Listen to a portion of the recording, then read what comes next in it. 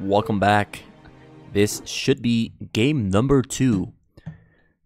Wait, this is game number 2 between Sponking, aka Leebokgu, and Minchul, who was playing on Barcode SS. Barcode. And the first game, Minchul played Terran, and he lost to Sponking, and Sponking pulled off a really nice Protoss.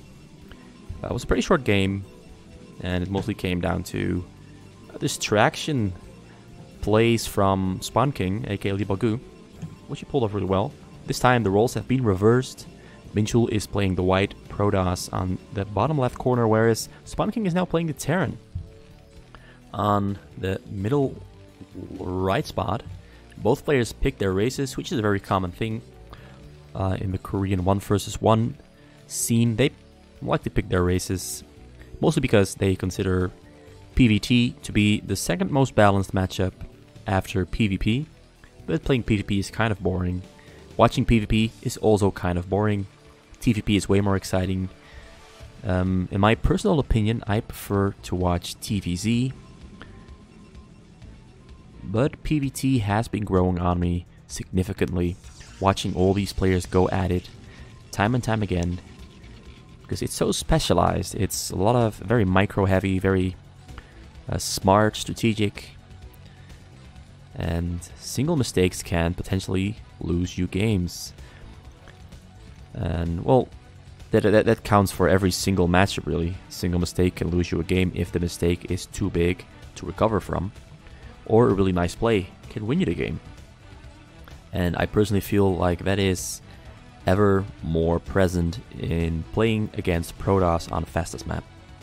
Because the Protoss can get it by with quite a small investment into, for example, a drop. And if the drop hits and kills your workers, it's going to be very difficult to recover from that. Because the Protoss can just keep throwing out attacks from all sides, directions, and has a very diverse amount of tech and strategies that it can go, in my opinion, way more diverse than Zerg and Terran are. Arbiters, Templars, all those kinds of units just feel very diverse and very effective at what they do. So both players starting off very standard. Minchul starting off with a 2 gateway, pylon, nexus, pylon in a choke, forge, and there is another pylon. There they both see each other. They both scout each other at the same time.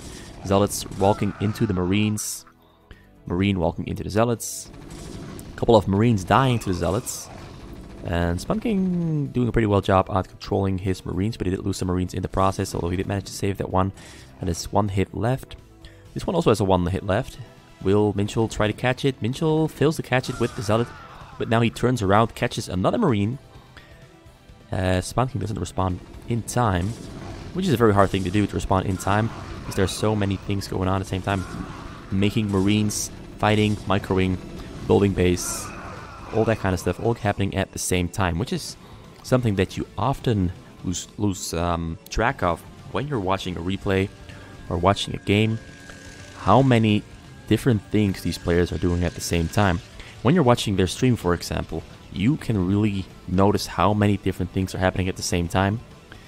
Just seeing that number of 300 APM or 280 APM doesn't convey the idea. As well as watching their POV conveys the idea does, because you're literally seeing what they're doing and how well they are controlling it, how fast they are flipping back and forth between locations, how quick they're reacting.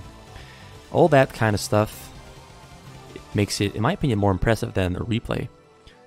But I hope with this, with commentary, I hope to be able to provide some context to what's happening, make it a little bit more exciting. And there it comes down, it's a depot. He's gonna make a depot at his choke, starting a wall to keep Minchul out of his base. And I'm noticing a little bit of lag. I hope my voice isn't lagging. My microphone, I'm not sure what is causing it, because my internet seems to be fine. So there might be something else causing that little bit of lag. I hope the cast doesn't suffer from it. So both players here just trying to get the other one to be out of position and engage and lose their units, but neither of the players are budging. Leebokgu tried to bait him out a little bit. Now Minchul is going in, actually. He's going to go for the attack, and he gets a really good surround on the Marines of Leebokgu. And Leebokgu doesn't even move his Marines until it's quite late into the fight, having already lost about 7, 8, 9 Marines in the process to 8 Zealots, so it's kind of an even trade. In a sense, though Minchul's units are double the price of Leebokgu's units. Leebokgu going for a little bit of a deviation on the usual build. He went for 3 cybernetics cores instead of just 2. The Citadel of Adun was a little bit delayed. There is the robotic support bay. He has started his zealot lags, though he did lose almost all of his zealots just now in an attack at the front, which I do think wasn't really necessary, although it did take down some of Leebokgu's Marines, which should make defending against a drop harder for Leebokgu. And I'm really sure that Minchul is going for the drop, because he doesn't have enough zealots to go for that frontal attack that most people usually bank on, with the Reaver frontal attack and then redirect it. Maybe, like if the frontal attack doesn't work, they pick up the Reavers and go in for a drop, followed by a second drop that should follow quite shortly after it. Here he is going for double Reaver. He's not making a second shuttle yet. He's adding on a lot of gateways, being very efficient with his spending. And it looks like he is planning on going for a frontal attack in combination with the drops, or he's going to go for mass drops, because he can spam out units. He's rallied them all there. This is making it easier to load up shuttles. No time wasting there. Leebokgu now spreading out his Marines to the sides of his base, getting vision up there, giving himself a bigger buffer zone to respond to Minchul's moves. Minchul's zealot lags are about to finish within 2 or 1, 2, 3, 4. Yeah, I'm off. Oh, there, it has finished. That was off by 1 second. The Reavers come out. The Reavers are starting to fire on the depots. He has to pick up the Reavers and lift them back up a little bit further away. He decides against it. He's gonna go for a drop, maybe. Leebokgu threw down a lot of turrets on the bottom side of his base. The top side of his base is still pretty much uncovered, aside from these 3 turrets that are, which one is finished and 2 are under construction, but he can see everything flying in with the help of the Marines. The Reaver shuttle is just hanging on the side there. He's gonna... Looks like a hunch told him that maybe Leebokgu had units on the side there. Although he sent them there with the purpose of loading them into the shuttle. This one has failed a little bit. He's going for the first mass drop, but he's going to fly into a bunch of turrets, and Leebokgu throws down the scan and sees the shuttle, so he knows that it's coming. There's already a Corsair out, so Corsair will take the brunt off the focus, but he redirects, because most of his shuttles go down to focus Marine stim fire, and he doesn't get a single Templar or Reaver out. Oh, he didn't even have Templars yet because Storm Upgrade just finished. He just had Reavers in there. The Reavers don't get out. They die to the stim Marine focus. Really good target selection from Leebokgu, preventing Minchul from doing any damage to the sides or to the minerals, because if he had flown in a little bit further, or if he had like just dropped them here, he could have really done some damage to the depots and gotten Leebokgu supply stock, but that doesn't happen.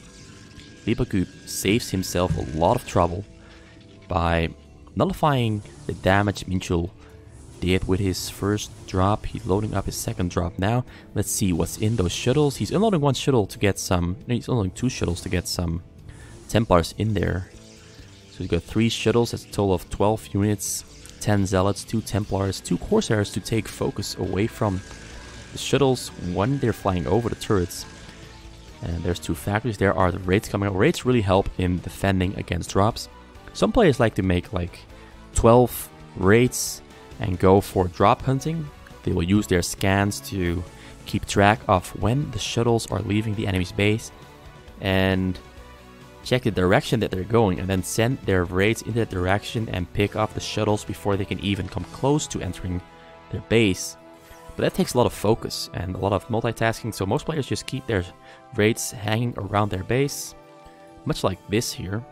And this Marine, still alive, will spot the drop coming in, but there's a drop coming in from the other direction too. And the other direction barely is covered by shuttles, and Minchul will be able to see once he flies close to the hill. Oh, he flies in a little bit too close, so Leebokgu sees it coming, but drops are coming from 2 sides.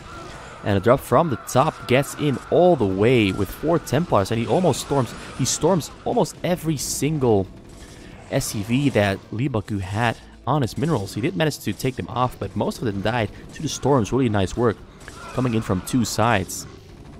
The drop here did almost no damage at all. There's a little bit of damage on the turrets. One turret is going to burn down and explode in just a little bit. And on the top here, he killed a bunch of Marines and SCVs, and he's already loading up his next drop.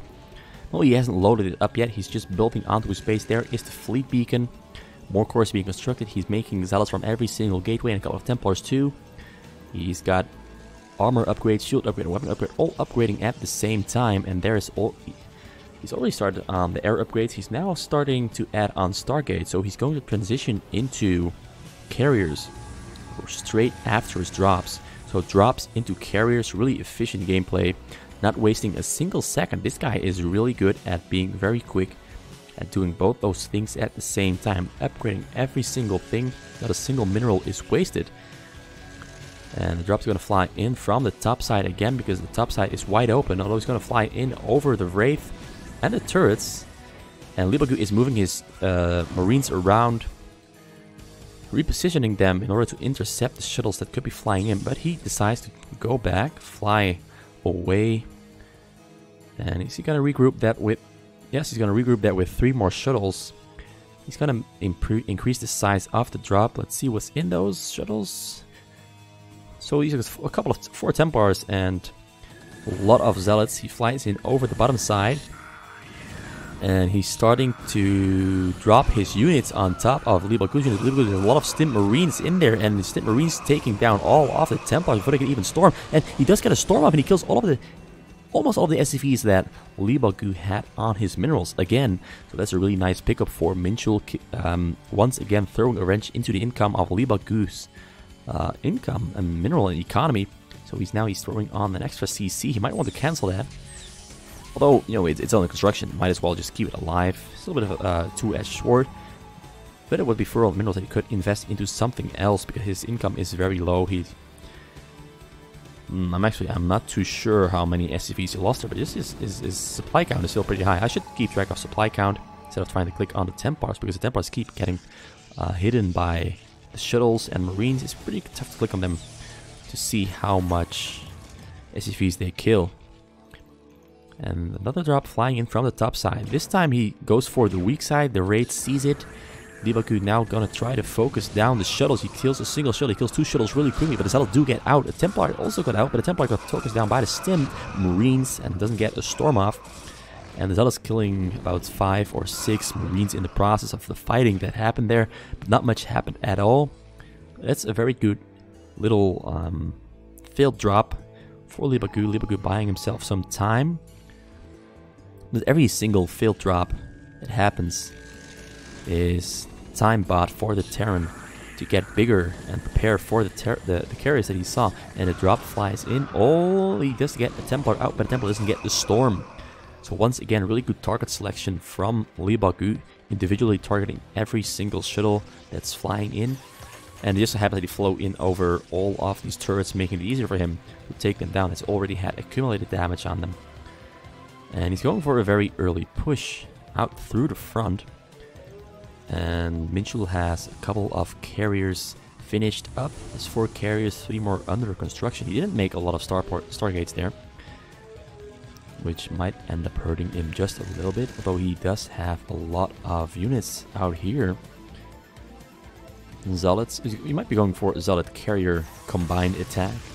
Ground and air at the same time, instead of just going completely for just air or completely for just ground. Another drop flying in from the top left corner of lllllBokgu's base, and it goes in all the way. lllllBokgu responds very late, and he doesn't have vision of another gas, so he pulls his SCVs to his own gas, and his SCVs dodging back and forth, dodging the storms really nicely. But a couple of SCVs did go down, I am sure, as he did lose about 20 or 30 supply count there.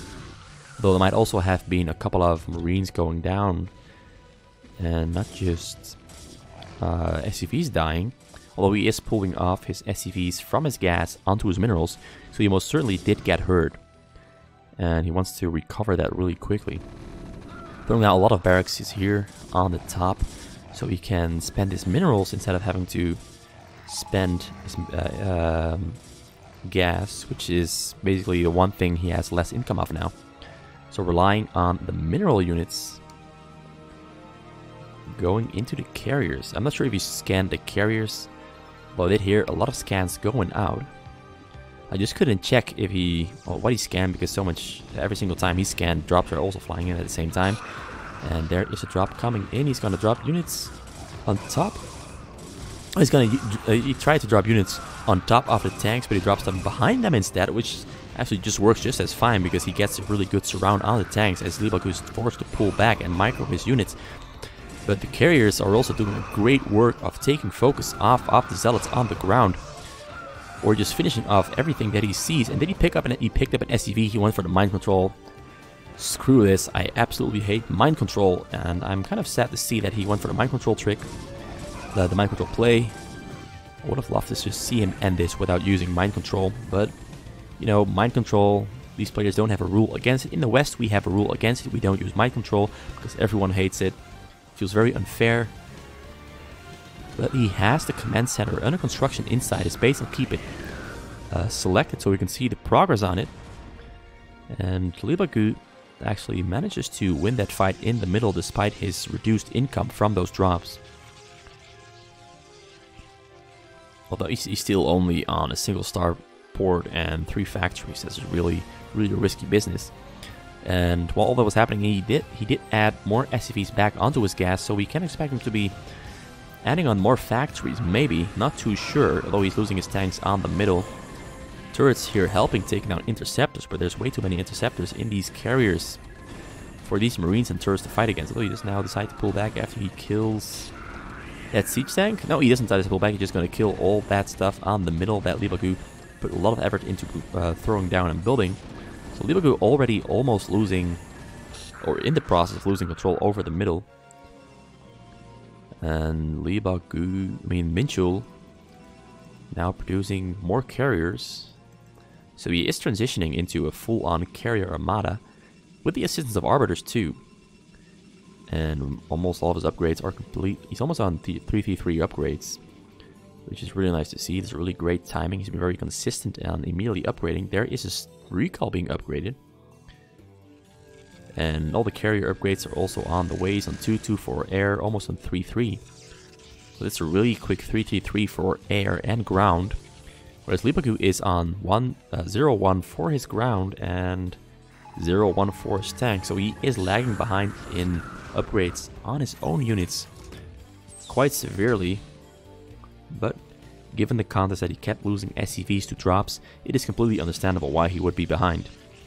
And he's being very aggressive. I don't think he can afford to be this aggressive. I think he should be turtling. But maybe he has his own thought process going on. Oh, well, of course, it's a race against the clock. You cannot turtle when the enemy Protoss has a controlled worker. Because if you start turtling, the Protoss will get tanks up.